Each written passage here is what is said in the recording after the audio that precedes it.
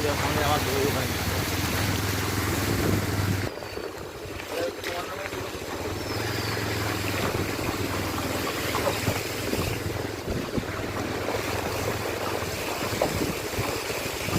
উন্নতি হয়েছে দেখো বন্ধুরা।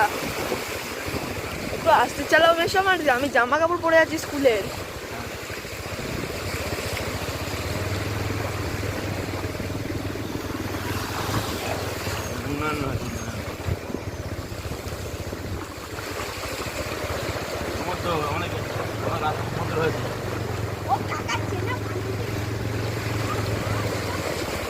বন্ধ করবো?